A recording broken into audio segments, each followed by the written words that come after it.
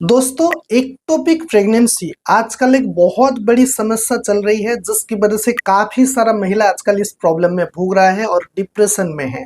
इसलिए आज हम एक्टोपिक प्रेगनेंसी के बारे में पूरा नॉलेज दूंगा। इस वीडियो में आपको मैं डिटेल्स में बताऊंगा एक्टोपिक प्रेगनेंसी एक्चुअली क्या होता है, एक्टोपिक प्रेगनेंसी का क्या क्या सिम्टम्स देखने को मिलता है, एक्टोपिक प्रेगनेंसी किस वजह से होता है, एक्टोपिक प्रेगनेंसी अगर आपको हुआ है ये आप कैसे पता कर सकते हो, जिसकी वजह से कौन सा मेडिकल टेस्ट करना चाहिए, और एक्टोपिक प्रेगनेंसी का 2025 में लेटेस्ट ट्रीटमेंट क्या होगा जिसकी वजह से आपका प्रॉब्लम सॉल्व हो जाएगा और दोबारा आपका प्रेगनेंसी नॉर्मली आ जाएगा। और इस वीडियो का लास्ट में मैं आप लोगों को बताऊंगा एक्टोपिक प्रेगनेंसी का रिस्क फैक्टर के बारे में। इसलिए ये वीडियो बहुत ज्यादा इंफॉर्मेटिव और नॉलेजेबल है, खास करके अगर आपको एक्टोपिक प्रेगनेंसी हुआ है या तो फिर अगर आप पहले से पता करना चाहते हैं तो फिर इस वीडियो को कंप्लीटली वॉच करना, कहीं भी जगह में स्किप नहीं करना है। और इस वीडियो का किसी भी पार्ट पसंद आ जाए तो एक लाइक जरूर बनता है, लाइक जरूर करके जाना। चैनल पर पहली बार आए हैं तो चैनल को सब्सक्राइब कर देना, पास में बेल आइकन को भी ऑल प्रेस कर देना और शेयर भी करना। चलिए आज के इस वीडियो को शुरू कर लेते हैं। सबसे पहले हम जान लेते हैं एक्टोपिक प्रेगनेंसी एक्चुअली क्या होता है। देखिए, नॉर्मली जो फर्टिलाइजेशन का प्रोसेस है, ओवुलेशन का टाइम फीमेल पार्टनर का ओवरी से एग रिलीज होके फॉलोपियन टिप तक पहुंच जाता है फर्टिलाइजेशन कराने के लिए। उस टाइम किसी भी मेल पार्टनर अगर फीमेल पार्टनर का साथ सेक्सुअली इंटरकोर्स करता है तो मेल पार्टनर का स्पर्म जाके फॉलोपियन ट्यूब के अंदर जाता है और एग का साथ फर्टिलाइज बनता है, जिसकी वजह से एम्ब्रो सेल तैयार होता है। जो एम्ब्रो सेल तैयार होता है फॉलोपियन ट्यूब से धीरे धीरे आके यूट्रस का एंडोमेट्रियम लाइनर में चिपक जाता है, जाइगोट बनता है और धीरे धीरे इम्प्लांटेशन होता है। ये नॉर्मली फर्टिलाइजेशन का प्रोसेस है, ये आप सभी को पता ही होगा। लेकिन एक्टोपिक प्रेगनेंसी एक ऐसा प्रेगनेंसी है जहां पर जो एम्ब्रो सेल तैयार हुआ है फॉलोपियन ट्यूब के अंदर, वो किसी भी कारण से फॉलोपियन ट्यूब को सर्वाइव करके यूट्रस तक पहुंच नहीं पाता है और फॉलोपियन ट्यूब के अंदर रह जाता है। उसके अंदर ही धीरे धीरे बड़ा होता है, लेकिन ज्यादा बड़ा नहीं होता है, ग्रोथ ज्यादा नहीं होता है, तो उसको कहा जाता है एक्टोपिक प्रेगनेंसी। और ये जो एक्टोपिक प्रेगनेंसी होता है, आपका जो फॉलोपियन ट्यूब के अंदर एम्ब्रो सेल रह जाता है, ये कुछ केसेस में स्टडी करके देखा गया है कि मिनिमम 8 वीक्स तक बढ़ सकता है या तो फिर ज्यादा केसेस में 12 वीक्स तक भी बढ़ता है। और ऐसा भी देखा गया है कि मिनिमम 100 में से 2% महिला को एक्टोपिक प्रेगनेंसी आजकल होता है और ये बहुत ज्यादा केसेस में आजकल देखने को भी मिल रहा है। चलिए अब हम फाइनली जान लेते हैं एक्टोपिक प्रेगनेंसी का क्या क्या सिम्टम्स देखने को मिलता है, ध्यान से सुनना है। देखिए, एक्टोपिक प्रेगनेंसी अगर आपको हुआ है तो काफी सारा सिम्टम्स देखने को मिल सकता है। कुछ केसेस में ऐसा स्टडी करके देखा गया है कि कुछ महिला का एक्टोपिक प्रेगनेंसी है लेकिन उसको किसी भी तरह का सिम्टम्स देखने को नहीं मिल रहा है, उसको पता भी नहीं चल रहा है, जिसको कहा जाता है अर्ली एक्टोपिक प्रेगनेंसी। कुछ सिम्टम्स है जिसको आप अंदाजा लगा सकते हो कि आपको एक्टोपिक प्रेगनेंसी हुआ है। जैसे कि सबसे पहले तो वेजाइनल ब्लीडिंग। ये जो ब्लीडिंग है कभी ज्यादा भी हो सकता है, कम भी हो सकता है।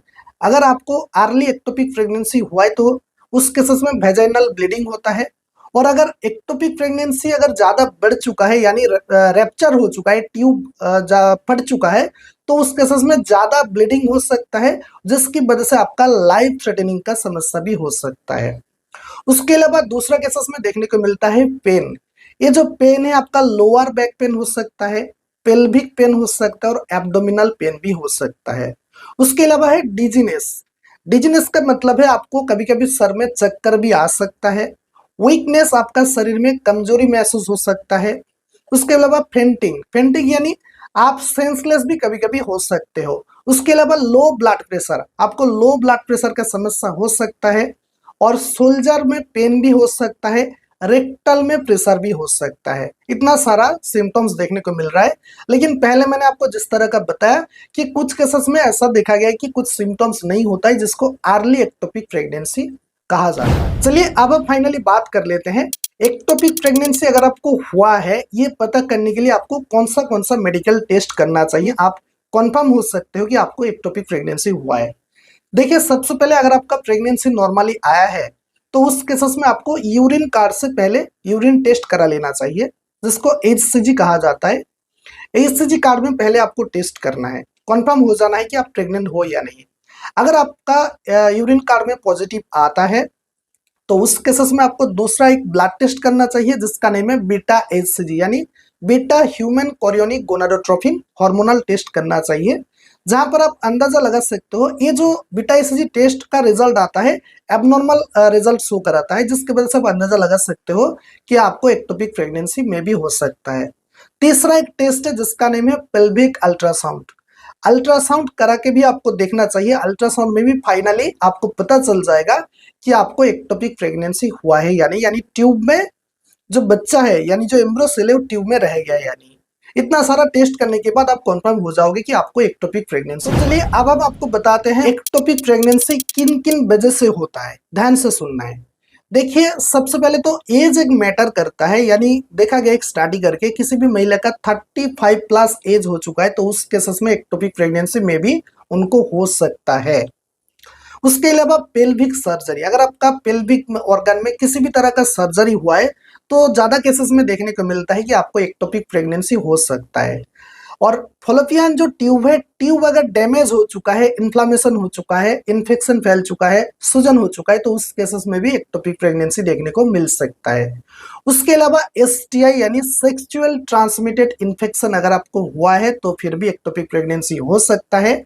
अगर आप एआरटी ट्रीटमेंट किए हैं यानी असिस्टेड रिप्रोडक्टिव टेक्निक जैसे कि आईवीएफ, इन वाइट्रो फर्टिलाइजेशन या तो फिर इंट्रासाइटोप्लाज्मिक स्पर्म इंजेक्शन इक्सी किए हैं तो उस केसेस में भी एक्टोपिक प्रेगनेंसी कभी कभी देखा गया है स्टडी करके। कुछ केसेस में ऐसा देखा गया कि आपका पहले से ही जन्म से ही आपका ट्यूब का शेप ठीक नहीं है, ट्यूब में दिक्कत है जिसकी वजह से आपको मे बी एक्टोपिक प्रेगनेंसी हो सकता है। उसके अलावा अगर आपका ट्यूब में ब्लॉकेज है, किसी भी तरह का ब्लॉक हो चुका है तो उस केसेस में भी एक्टोपिक प्रेगनेंसी देखने को मिलता है, यानी जो एम्ब्रियो सेल है वो ठीक ठाक से नहीं आ पाता है यूट्रस तक जिसकी वजह से ट्यूब के अंदर रह जाता है और एक्टोपिक प्रेगनेंसी आपको हो जाता है। उसके अलावा देखने को मिलता है अगर आपका पहले कभी एक्टोपिक प्रेगनेंसी अगर आपको हुआ था तो दूसरा बार भी आपको एक्टोपिक प्रेगनेंसी हो सकता है, ऐसा स्टडी करके देखा गया है। उसके अलावा पीआईडी यानी पेल्विक इंफ्लेमेटरी डिजीज अगर आपको हुआ है तो फिर भी देखने को मिलता है। एंडोमेट्रियोसिस का समस्या है तो फिर भी आपको देखने को मिल सकता है। अगर आप ज्यादा स्मोकिंग करते हैं, टोबैको लेते हैं तो फिर भी आपको देखने को मिलता है। इनफर्टिलिटी अगर आपको पहले से समस्या है तो फिर भी देखने को मिलता है। उसके अलावा अगर आपका पहले कभी सर्जरी हुआ है, जो खास करके ट्यूब जो फॉलोपियन ट्यूब है उसके अंदर किसी भी तरह का सर्जरी किया गया है तो उस केस में भी स्टडी करके देखा गया है कि आपको एक्टोपिक प्रेगनेंसी में भी हो सकता है। चलिए अब हम फाइनली जान लेते हैं अगर आपको एक्टोपिक प्रेगनेंसी हो चुका है तो उसके बाद आपको क्या करना चाहिए, यानी अगर आप कंफर्म हो चुका हो कि आपको एक्टोपिक प्रेगनेंसी हुआ है तो अब आपको क्या करना चाहिए। देखिए इसका कुछ ट्रीटमेंट है जो कि ध्यान से सुनना है, वीडियो को आपको कहीं भी जगह में स्किप नहीं करना है। सबसे पहले तो इसका एक ट्रीटमेंट है जिसका नेम है काल्डोसिंथेसिस। काल्डोसिंथेसिस एक ऐसा ट्रीटमेंट है जहां पर स्क्रंचिंग किया जाता है, यानी जो ट्यूब से जो एम्ब्रियो सेल तैयार हुआ है उसको स्क्रंचिंग किया जाता है, धीरे धीरे छोटे छोटे टुकड़े करके उसके अंदर से निकल दिया जाता है, जिसकी वजह से आपका ट्यूब किसी भी तरह का ट्यूब में क्षतिग्रस्त नहीं होता है लेकिन एम्ब्रियो सेल को निकल दिया जाता है जिसकी वजह से आपका ट्यूब सेफ रह जाता है। उसके अलावा दूसरा एक ट्रीटमेंट है, एक इंजेक्शन आता है, आजकल ज्यादा चलता भी है, आपने सुने हैं जरूर, जिसका नेम है मैथोट्रेक्सिनेट। मैथोट्रेक्सिनेट एक ऐसा इंजेक्शन है, इस इंजेक्शन देने के बाद क्या होगा, जो एक का साथ स्पर्म का फर्टिलाइजेशन हुआ है, एम्ब्रियो सेल तैयार हुआ है, उस एम्ब्रियो सेल को धीरे धीरे डिस्ट्रॉय कर देगा, यानी वो डिस्ट्रॉय होकर धीरे धीरे ब्लीडिंग का हिसाब से बाहर निकल जाएगा। इसकी वजह से आपका ट्यूब में किसी भी तरह का क्षतिग्रस्त नहीं होता है। उसके अलावा तीसरा एक ट्रीटमेंट है जिसका नेम है लैप्रोस्कोपिकली। लैप्रोस्कोपिकली यानी लैप्रोस्कोपी सर्जरी करके आपका जो सेल है यानी जो एम्ब्रियो सेल है उसको धीरे धीरे निकलना पड़ता है जिसकी वजह से आपका ट्यूब सेफ रह जाता है, दोबारा आपका प्रेगनेंसी आने का चांसेस भी कभी कभी हो जाता है। उसके अलावा लास्टली देखने को मिलता है कभी कभी सर्जरी भी करना पड़ता है। सर्जरी यानी अगर आपका एक्टोपिक प्रेगनेंसी का जो साइज है यानी एम्ब्रियो जो सेल है वो ज्यादा बढ़ चुका है, उसके बाद अगर ट्यूब रैप्चर्ड हो चुका है यानी ट्यूब ब्लास्ट हो चुका है यानी फट चुका है, जिसको रैप्चर्ड एक्टोपिक प्रेगनेंसी कहा जाता है, उस केसेस में ज्यादा ब्लीडिंग होता है और उस ब्लीडिंग को बंद करना इतना आसान नहीं होता है, मुश्किल हो जाता है, जिसकी वजह से लाइफ थ्रेटनिंग का समस्या आपको हो सकता है। उस केसेस में सर्जरी करके उस ट्यूब को पूरा निकल दिया जाता है। ठीक है, चलिए, ये तो सर्जरी हो गया, और सर्जरी करके भी देखा गया है कि कभी कभी नॉर्मली प्रेगनेंसी आ जाता है, ऐसा स्टडी करके देखा गया है। ये जो जितने भी सारा मैंने बताया, पहले जो 3 ट्रीटमेंट बताए, इस तीनों ट्रीटमेंट करा के देखा गया है कि स्टडी करके नॉर्मली प्रेगनेंसी कुछ केसेस में आ गया है। चलिए, अब हम बताते हैं इसका रिस्क फैक्टर, यानी लास्टली मैं आपको बताता हूँ इसका रिस्क फैक्टर के बारे में। देखिए, इसका रिस्क फैक्टर भी है, यानी देखिए, अगर आपका एक्टोपिक प्रेगनेंसी ज्यादा बढ़ चुका है, सेल एम्ब्रो सेल ज्यादा बड़ा हो चुका है, और उसके बाद ट्यूब रैप्चर हो चुका है, यानी फट गया है, उसके बाद ज्यादा ब्लीडिंग होता है, ज्यादा ब्लीडिंग होता है, और जो ब्लीडिंग है वेजिनली ब्लीडिंग होता है। उस ब्लीडिंग जो होता है आपका पेल्विक ऑर्गन में, यानी जो रिप्रोडक्टिव ट्रैक्ट है उसके अंदर ज्यादा फैल जाता है, ब्लड फैल जाता है, और उस ब्लड को बंद करना इतना ज्यादा मुश्किल हो जाता है कि आपको मेडिकल इमरजेंसी में जाना पड़ सकता है।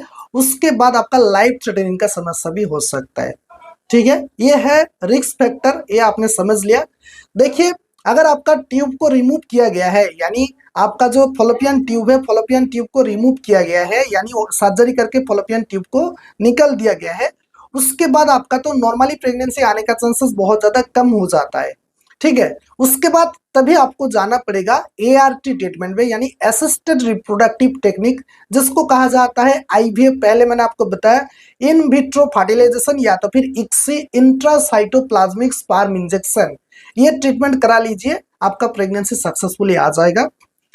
और कुछ केसेस में ऐसा देखा गया है कि इतना सारा जो ट्रीटमेंट मैंने बताया, सर्जरी वगैरह बताया, इंजेक्शन लेने के बाद भी अगर आपको प्रेगनेंसी नहीं आता है, ज्यादा केसेस में देखने को मिलता है कि प्रेगनेंसी आ गया है, लेकिन अगर आपको बार बार एक्टोपिक प्रेगनेंसी का प्रॉब्लम हो गया है ट्रीटमेंट कराने के बाद भी, तो ज्यादा रिस्क मत लीजिए।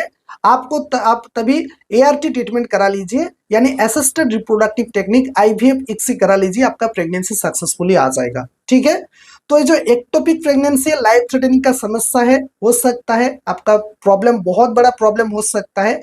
इसलिए अगर आपका प्रेगनेंसी आए तो सबसे पहले आपको जितना भी सारा टेस्ट मैंने बताया, इस टेस्ट करके कंफर्म हो जाना चाहिए कि आपका प्रेगनेंसी नॉर्मल है या तो फिर एक्टोपिक प्रेगनेंसी है। आप पहले आपको कंफर्म हो जाना है।